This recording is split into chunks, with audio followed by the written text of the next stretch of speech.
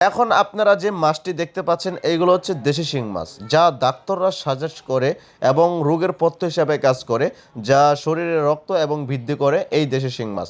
দেশি শিং মাছ চাষ করার কিছু পদ্ধতি এবং বিশেষ কিছু কায়দা রয়েছে।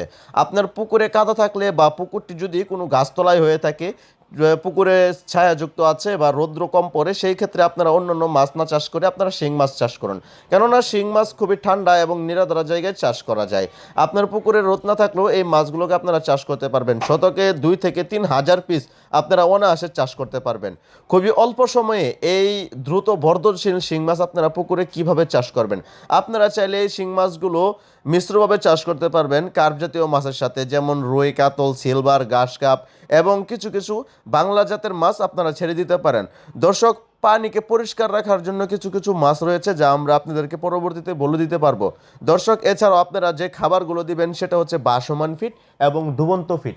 এই দুটো খাবারেই কিন্তু দেশি শিং মাছ চাষ করা যায়। যে সকল চাষি ভাইয়েরা দেশি শিং মাছ চাষ করে বাজারে বিক্রি করেছেন তারা অবশ্যই শিং মাছ সম্পর্কে জেনে থাকেন।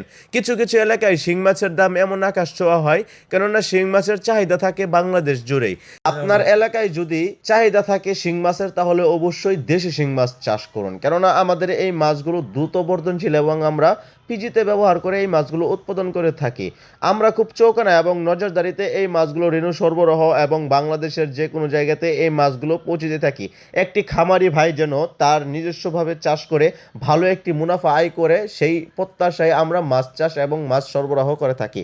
দর্শক, তাই আর দেরি না করে আপনি বাংলাদেশের যে কোনো জায়গা থেকে এই দেশি শিং মাছ নিতে পারেন এবং চাষ করতে পারেন। আপনার পুকুরের জন্য যে কোনো পরামর্শের জন্য আমাদের স্ক্রিনে থাকা নাম্বারে যোগাযোগ করে আপনার পুকুরের ভালো মন্দ পরামর্শ আমাদের সাথে পরামর্শ করতে পারেন এবং যাচাই করতে পারেন। ধন্যবাদ আমার সাথে এতটুকু সময় দেওয়ার জন্য এবং বিস্তারিত কথা বলার জন্য আমরা আপনাকে আহ্বান জানাচ্ছি। আসসালামু আলাইকুম।